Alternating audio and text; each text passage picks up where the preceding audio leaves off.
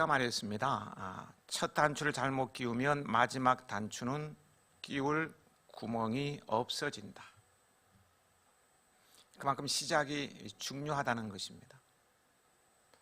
오늘 사탄의 집요한 방해에도 불구하고 대면 예배 그리고 비대면으로 예배하는 여러분은 시작을 너무 잘하셨습니다.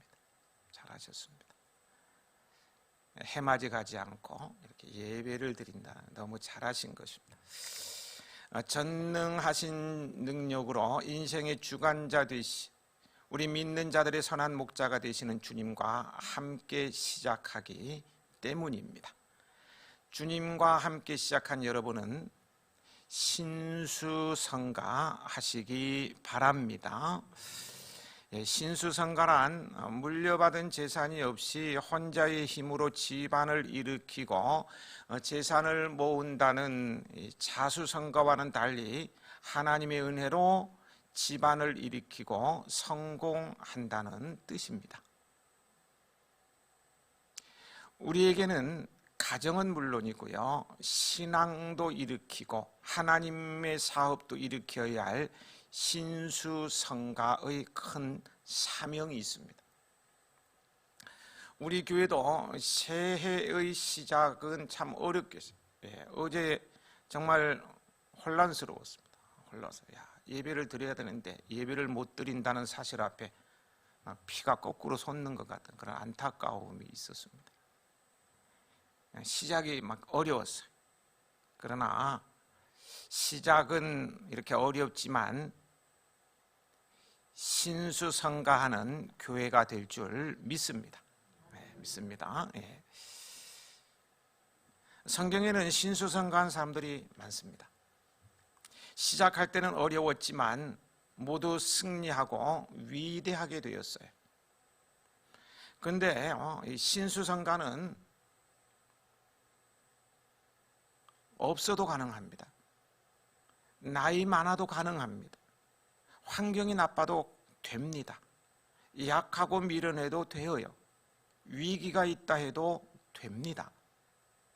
영원토록 함께 하실 하나님을 경외하고 믿음으로 신수성가하는 것이기 때문입니다. 우리 옆에 분과 우리 새해 신수성가세하고 덕담을 나누면 어떨까요? 유튜브로 보시는 분들 가족끼리 인사 좀 하시면 좋을 것 같아요. 새해 신수성가하세요. 신수성가하세요. 덕담대로 이루어지는 한 해 되시길 소망합니다. 덕담은 이제 미래의 바람이고요. 오늘의 현실로 돌아가 보겠습니다. 오늘 우리 교회가 코로나로 몸살을 앓고 있습니다만 코로나 팬데믹으로 모든 국가들이 몸살을 앓고 있고 우리나라 역시 예외일 수 없기에 대내외적인 몸살을 앓기는 마찬가지입니다. 여객선이 멈추어서고 자영업자와 소상공인이 넘어지고 학교는 문을 닫는 등 교육계, 문학, 체육계 할 것 없이 사회 전반에 걸쳐서 그 경제적, 정신적 파장과 피해는요 어떻게 수치로 환산할 수 없을 정도이죠. 지금도 위기는 계속되고 있고요. 코로나 발병으로 갑작스러운 죽음 앞에 비통해하는 가정도 늘어만 가고 있는 그런 실정입니다. 좀처럼 잡히지 않은 코로나 바이러스로 인해 너나 할 것 없이 모두가 직간접적으로 입은 상처를 안고 아파하면서 오늘도 살아가고 있어요. 이런 와중에 한국교회가 입은 외상가히 충격적이었다고 할 수 있을 것입니다. 한국교회와 성도들이 그동안 한국 사회에 끼친 선한 영향력, 이 공로는 사회 각 분야에서 인정하지 않을 수 없을 정도로 괄목한데도 불구하고요. 대국민 신뢰도가 거의 바닥까지 추락하여서 휘청거리는 형국입니다. 대부분의 교회는 그렇지 않는데요. 대부분의 성도들은 그렇지 않는데 일부 교회와 단체, 그리스도인이라고 하는 사람들의 어떤 도덕적 민낯으로 인해서요, 전체 기독교의 수준이 막 떨어져 버린 거예요. 뭐 이런 한 예가 될 수 있을런지 모르겠습니다. 종종 말씀을 드리기도 하는데요. 어느 날 출근하면서 대형 매장 앞을 이제 걸어서 가게 됐는데, 그 대형 매장 앞에 그 대형 매장이 오픈한다고 오픈 기념 선물을 준다. 사람들이 줄을 서는데 끝이 안 보여요. 그렇게 공짜들 좋아하는지 모르겠어요. 줄이 끝이 안 보여요. 이야, 참 이런 새벽부터 사람들 많이 온다. 근데 조금 있으니까 몇 명의 대여섯 명의 무리가 이렇게 와요. 그 줄이는 거예요. 갑자기 줄에 서 있던 한 분이, 권사님 이쪽으로 와, 이쪽 여기 와서 권사님 일로 와. 남은 새벽부터 기다리고 있는데 시간 다 돼가지고 새치기 하게 만들고, 이게 우리 기독교인 몇 명의 도덕적인 민낯이죠. 이기주의, 나밖에 모르는 것. 이런 것 때문에 기독교가 그렇게 괄목할 만큼 이 사회에 엄청난 업적을 남겼음에도 불구하고 신뢰도가 막 바닥에 막 헤매고 있는 거예요. 그리고 코로나 활용 점정으로 이렇게 인식되어 있습니다. 코로나는 교회에서 발생했다. 말도 안 되는데 그렇게 되고 있는 거예요. 내상 또한 여론에 등 떠밀려서요, 지난 2년은 멈춤의 시간으로 아무것도 할 수 없었고요, 우리 교회 역시 텃밭 야채 나눔 외에는 모든 것이 정지되다시피 했지 않습니까? 성도들 역시 시간이 흐름과 함께 코로나 뒤에 숨은 안일과 나태함에 젖어 신앙인으로서의 정체성마저 흔들리는 상황에 이르게 되었습니다. 주일날 왜 교회 가야 되는지 몰라. 예배 꼭 드려야 되는지 이거 다 잊어버리는 거예요. 참 막 흔들리는 상황까지. 이렇게 대내외적으로 찢기고 터진, 즉 실패, 좌절, 파멸, 분노, 낙심, 아픔 등으로 찢기고 터진 상태를 한 단어로 집약하여서 상처라고 표현해 봅니다. 이 상처를 치료하지 아니하면 골마 터져서 재기불능의 진짜 위기에 직면할 수도 있습니다. 그러므로 이 상처를 반드시 치료해야만 하고 우리는 치료를 받아야만 합니다. 그런데요, 이 상처를 치료할 수 있는 것은 복음밖에 없습니다. 복음밖에 없어요. 왜 복음입니까? 복음만이 어떠한 상처도 아물게 하고 새살이 돋아나게 하며 활기차게 세일을 할 수 있게 하는 힘이기 때문입니다. 오늘 성경은 말해요. 복음은 모든 믿는 자에게 구원을 주시는 하나님의 능력이 됩니다. 복음은 능력입니다. 사람은 누구나 능력 있는 사람을 좋아하죠. 누구나 좋아합니다. 결혼을 앞둔 여성들은 능력 있는 남자를 만나려고 하고요. 물론 남자들 마찬가지죠. 능력 있는 여자를 만나고 싶어 합니다. 교회도요, 능력 있는 성도 한 사람 만나면 목회가 잘 된다는 말이 있어요. 저는 해야에서만 20년 오래 했죠. 20년 목회하면서요, 말씀 전하는 일 외에는 한 것도 없고 할 줄도 모릅니다. 바보예요, 바보. 말씀 전하는 것 외에는 할 줄 몰라요. 그런데 교회가 이렇게 반드시 세워지고 성장하는 것, 이것은 능력 있는 성도들의 몫이었다는 거예요. 교회가 이렇게 세워진 것도 여러분의. 이번에 교회의 품격을 지키는 품격지기도요, 여러 사람들이 자원해 주셨습니다. 한 젊은 여집사가 난 청소밖에 잘할 수 있는 게 없다면서 자원하는데요. 그 마음이 얼마나 예쁜지요. 이런 품격지기가 있어서 교회는 더욱 아름답게 보존될 것 같습니다. 저에게 있어서 우리 성도들 한 분은 능력 있는 분으로 비추어집니다. 능력 있는 성도 맞습니다. 어떤 능력이 있어야 합니다. 그래서 시대를 막론하고요, 능력 있는 사람은 어디선가 상종가를 칩니다. 능력이 있으면 밥 먹고 살아요. 능력이 있으면 대우받습니다. 하지만요, 능력 중에서도 최고의 능력은 바로 우리 하나님의 능력이라는 사실을 우리는 잊어서는 안 됩니다. 왜 그렇습니까? 하나님의 능력은 만물을 창조하신 창조자의 능력이며 죽은 자도 살릴 수 있는 능력이기 때문입니다. 사람은 감히 할 수 없는 절대자만이, 하나님만이 할 수 있는 놀라운 능력이에요. 하지 못할 일이 없는 능력이 있어요. 뿐입니까? 영원히 변하지 않는 능력이 하나님의 능력. 세상에 아무리 능력 있는 자라도요, 능력 있는 자라고 할 수 있는 일보다는 할 수 없는 일이 더 많아요. 어느 한 분야에도 엄청나게 뛰어나서 독보적인 존재라는 그 능력 있는 사람도 보면 그거 말고는요 못해요. 서울대학교 들어가 공부 잘해서 슈퍼에 가서 라면을 못 사온대. 이런 거예요. 하나는 잘해도 다른 것 못하는 그런. 또 사람의 능력은요, 상황과 형편에 따라 얼마든지 변할 수도 있어요. 세월이 흐르면 권세에 있던 사람도 권세를 잃을 수 있어요.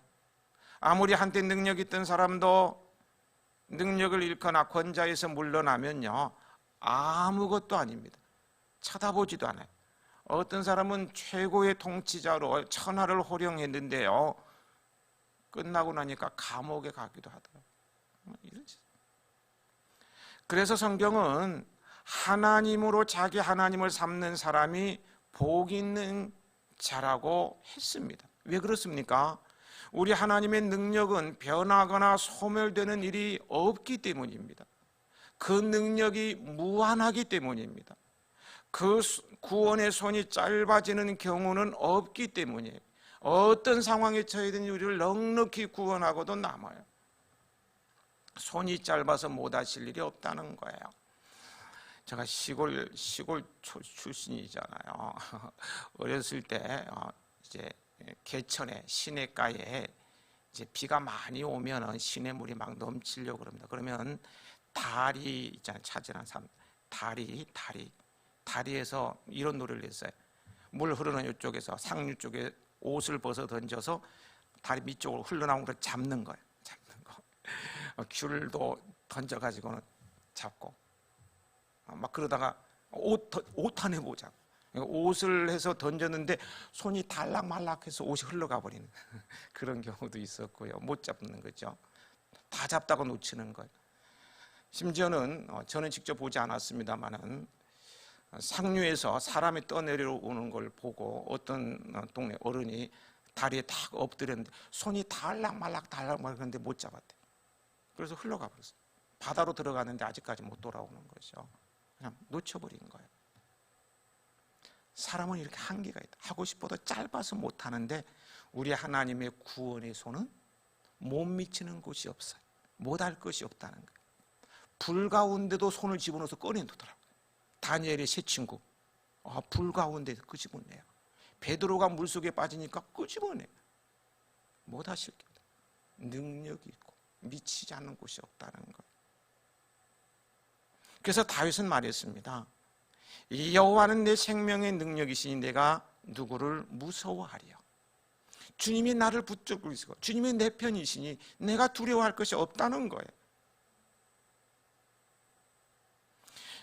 이렇게 일생 하나님의 능력을 힘입고 당당하게 산다는 것이 얼마나 큰 복입니까?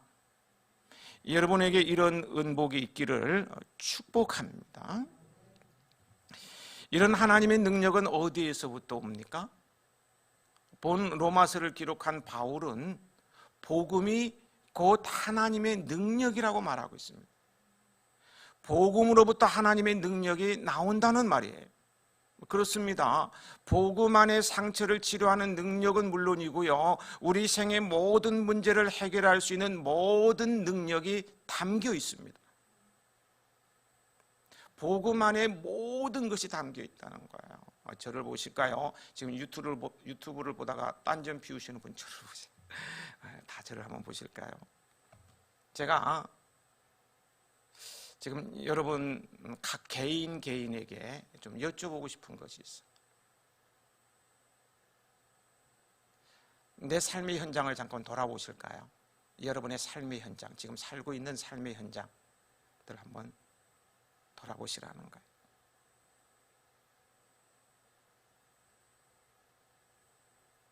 지금 무엇으로부터 구원을 얻어야 합니까? 코로나 때문에 입은 상처가 크신가요? 어떤 사건 때문에, 실패한 것 때문에, 등등 인간관계 때문에 너무너무 힘드신가요? 그런 상황입니까? 하여튼 그것이 무엇이든지 간에요, 지금 그 상황에서 헤쳐나가기 위해 여러분에게 필요한 힘, 그 힘이 무엇이라고 생각하십니까? 그 힘이 뭐냐는 거예요. 사도 바울은 복음이라고 분명히 말합니다. 복음 안에 모든 인생의 답이 담겨 있다는 거예요. 정말 그렇습니다. 복음 안에 인생의 모든 답이 담겨 있어요. 아멘? 하여튼 아멘 해보세요. 복음 안에 모든 인생의 답이 담겨 있어요. 그래서 복음이 위대한 것입니다. 하나님의 능력인 복음을 붙잡고 승리하는 여러분들이 되시길 축복합니다. 복음은요, 모든 믿는 자에게 구원을 주시는 하나님의 능력이라는 말씀은 하나님의 구원의 능력이 미치는 그 무한성을 잘 보여주는 거예요. 하나님의 그 구원의 능력은 끝이 없다는 거예요. 무한하다는 거예요. 무한하다는 거예요. 여기서 모든이라는 말씀은요, 세상에 하나님께서 구원하시지 못할 자는 아무도 없다는 말입니다. 치유받지 못할 상처는 아무것도 없다는 말이에요. 그런데 바울은 여기에 더하여서 한 가지 충격적인 사실을 우리에게 알려줍니다. 그것은 바로요, 그렇게 전능하신 하나님께서 구원의 능력이 미치는 그 무한성이 끝이 없는, 못 이룰 것이 없는 그 전능하신 하나님께서요, 구원하실 수 있는 대상이 따로 있다는 거예요. 구원할 수 있는 대상은 오직 믿는 자라는 사실입니다. 이 사실을 뒤집어 말하면 뭡니까? 하나님의 능력에서 제외되는 자가 있다는 말이에요. 누구예요? 답이 나왔죠. 예수님을 믿지 않는 자, 하나님의 구원의 능력에서 제외된다는 거예요. 그 무한한 능력을 받을 수가 없다는 거예요. 믿는 자에게만 하나님의 구원의 손길이 미칩니다. 죄와 사망의 법에서도 건져주셔요. 아픈 상처를 치료하여서 다시 일어서고 새 일을 행하도록 역사하십니다. 복음이 무엇입니까? 복음이란 예수 그리스도에 관한 하나님의 약속이라는 말입니다. 즉 예수 그리스도 자체가 곧 복음이라는 거예요. 이 복음이라는 말의 문자적 의미는 기쁜 소식, 복된 소리로요. 세상에 이보다 더 기쁘고 복된 소식이 없습니다. 그 이유가 무엇이겠습니까? 무엇 때문에 예수 그리스도에 관한 소식이 가장 기쁘고 복된 것일까요? 두 가지로 말씀드려볼까요? 먼저 그분은 우리의 구원의 주이시기 때문입니다. 여기서 구원이라고 할 때요, 그것은 죄로 인한 저주와 사망에서 구원을 받는 것을 말해요. 우리 인생의 본질적인 문제예요. 우리를 구원하기 위해 오신 예수님은 자신이 살아있는 떡이니 사람이 그것을 먹으면 영원히 살 것이라고 요한복음 6장 51절에 말씀하셨어요. 예수님은 우리에게 영원한 생명을 주시기 위해 오셨다는 말씀이지요. 이 생명의 떡이신 그분을 먹으면, 영접하면 말입니다, 그분을 먹으면, 그분을 통하면 우리에게는 영원한 생명이 주어진다는 거예요. 죄와 저주와 사망에서 건져주시고 영생으로 인도하여 주십니다. 또한 예수님은 전능자이시기 때문에 우리에게 가장 기쁘고 복된 소식입니다. 예수님은 창조주여 전능자이시기 때문에요, 그분이 이루지 못할 일이라고는 하나도 없어요. 그분에게란 실패가 없습니다. 십자가에 달려 죽으니까 실패한 걸로 알았는데 아니에요. 성공하셨어요. 부활하셔서 승천, 구속사역을 이루어 성공하셨어요. 그분에게는 실패란 없습니다. 고치지 못할 병이 없습니다. 그분의 손이 닿으면 아물지 않은 상처가 없어요. 맹인이 눈을 뜨기도 합니다. 앉은 뱅이가 일어섭니다. 죽은 자도 살리셔요. 성난 파도도 잔잔하게 하십니다.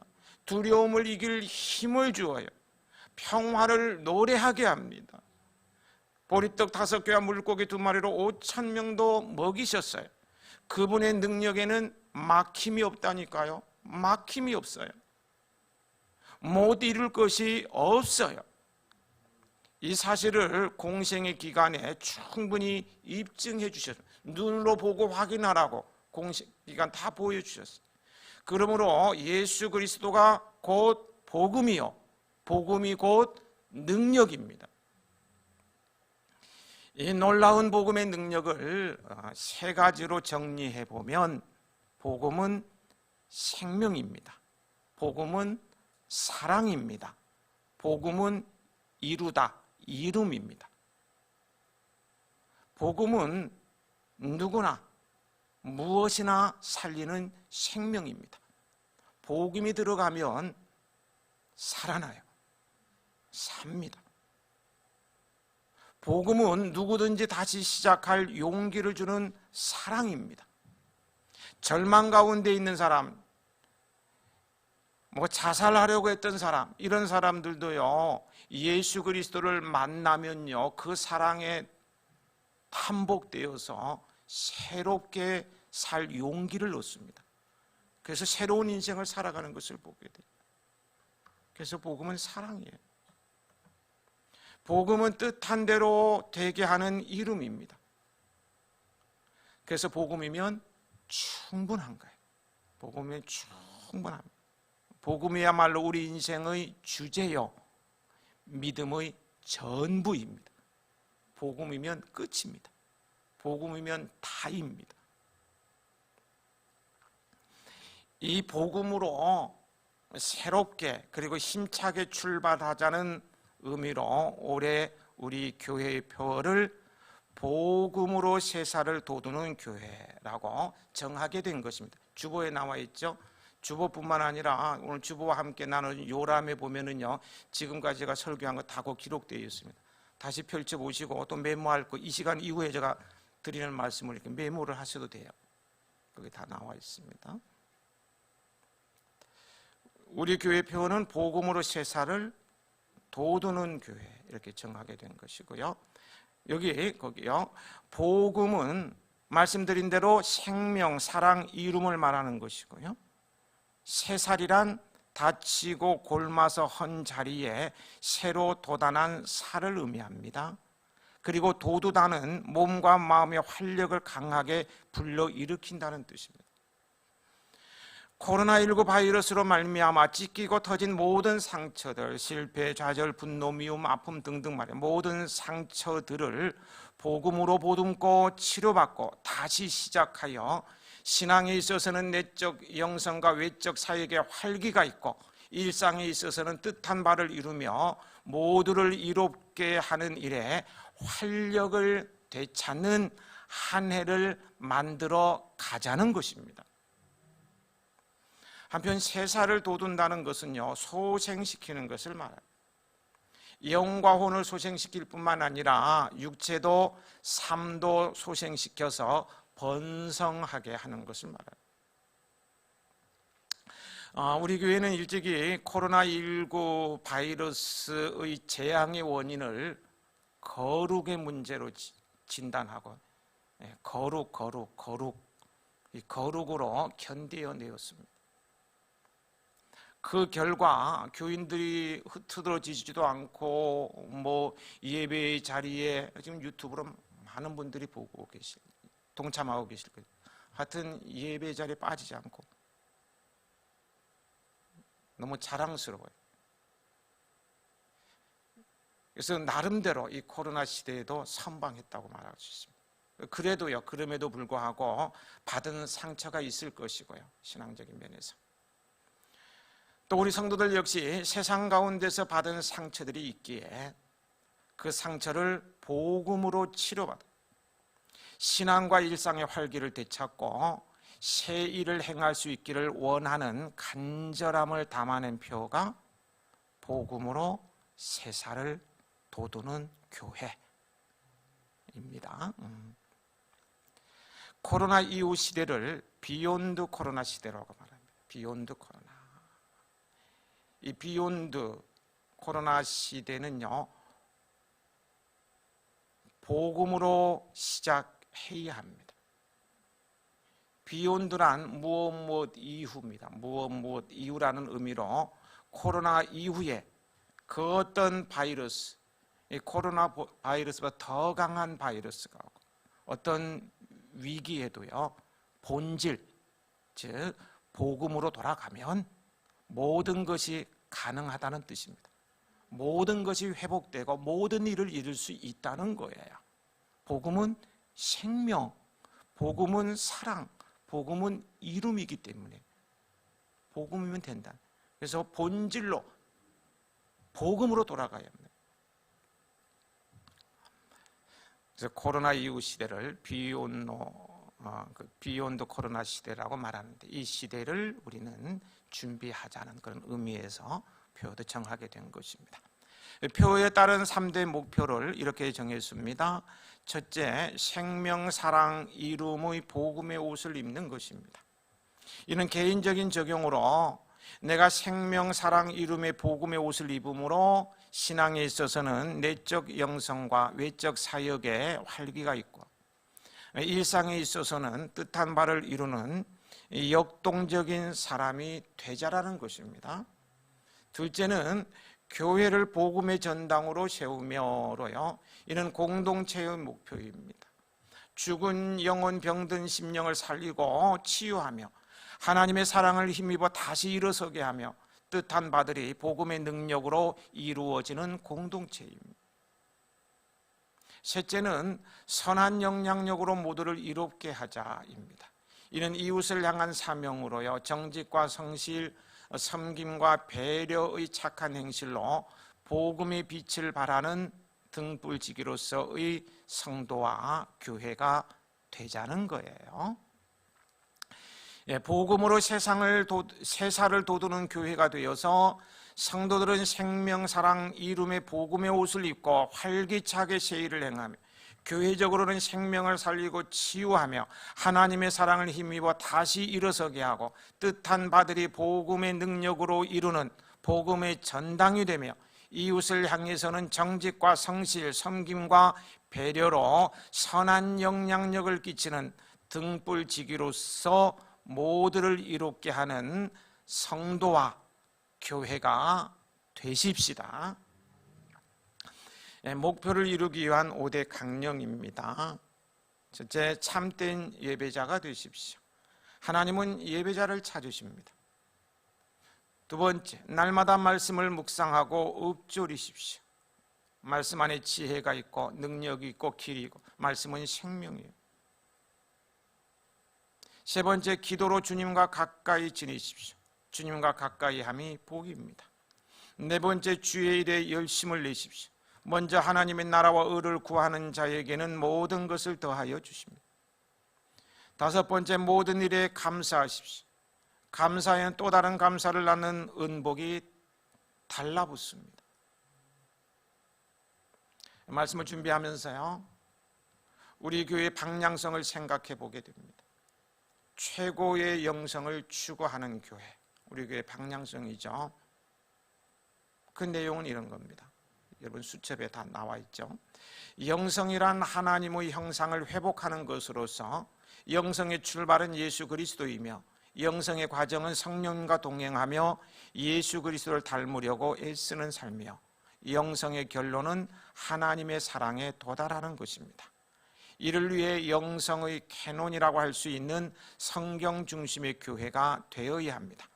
성경이 모든 것의 표준이 되는 교회가 될 때 예수 그리스도가 중심인 복음적인 교회, 성령의 사역체로서의 교회가 되며 영성의 핵심이요 결론이라고 할 수 있는 사랑, 즉 하나님 사랑, 이웃 사랑, 환경 사랑에 도달하게 될 것입니다.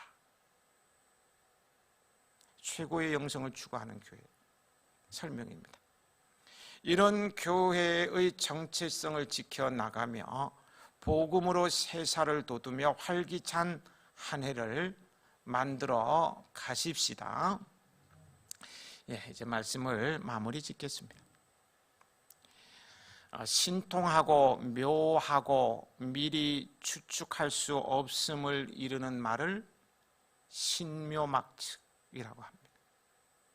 신통하고 묘하고 미리 추측할 수 없음을 이르는 말이 신묘막측이라는 거예요.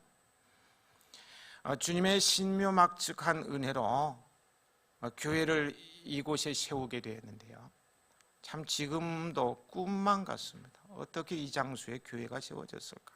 꿈만 같아요. 이곳에 세우게 되는데요, 코로나까지도 대비한 신묘막측한 건축이었다는 것입니다. 예배당 좌석이, 저는 욕심 부리지 않는 사람이라고 생각을 해요. 욕심 부리지, 250석은 그래도 되어야 결혼식도 하고 대외적인 행사를 할 수 있다는 생각을 하고 있었어요. 250석은 만들어요. 근데 그린빌트로 묶여서 그마저 하지 못하게 되었을 때 참 우리 교회는 아담해서 너무 좋다고 하지만 한쪽 구석에는 좀 아쉬움이 있었어요. 250석 정도는 돼야 되는데 아쉬움이 있었어요. 그런데요, 지금 와서 생각해 보면 내 마음대로 지을 수 있었으면, 그래서 욕심껏 지었으면 어떻게 되었을까? 저는 250석 지으려고 그러는데 또 주변에서 요즘 교회 지었다면 최소한 1000석, 2000석도 하는데 250석 째째하게 그렇게 합니다. 목사님 그냥 마음도 좁으네요. 좀 통 크게, 그래도 500석은 해야 되지 않겠습니까? 막 이렇게 하면 저 마음이 흔들려서 500석 건물을 지으려고 했을는지도 모르겠어요. 아니 고집을 나는 줏대가 있어서 250석 한다. 그래서 건물을 지었다고 했으면요, 그것이 다 뭐가 돼요? 빛이 되었을 텐데, 빛내어서 지었을 텐데 큰일 날 뻔했습니다. 큰일 날 뻔했어요. 또 300평의 땅은 주말 농장으로 할 수밖에 없는 규제로 텃밭을 하게 되었는데요, 이 또한 코로나가 발병하고 나니까 성도 간의 유일한 소통의 공간이 될 수 있었고요, 야외에서 마음껏 만나서 얘기하고 이런 얘기 꼭 피울 수 있어요. 야채 나눔을 통해서 코로나로 지친 이웃을 섬기면서 교회에 대한 이미지를 개선하고 좋은 소문을 퍼뜨릴 수 있어요. 이런 것을 생각할 때요, 신묘막측한 하나님의 은혜가 우리 교회에 함께 한다는 것을 새삼 깨닫게 되면서 감사하게 되는 거예요. 우리 교회는요, 신묘막측한 하나님의 섭리가 머무르는 교회인 것 같습니다. 머무르는 교회인 것 같아요. 이제 우리의 미래까지도 신묘막측한 섭리로 이끄실 하나님을 신뢰하며 복음으로 상처를 치유하고 건강하고 활력이 넘치는 교회와 성도가 되어서요, 이 비욘드 코로나 시대를 복음으로 선도해 나가시길 복음이신 우리 주님 예수 그리스도의 이름으로 축복합니다.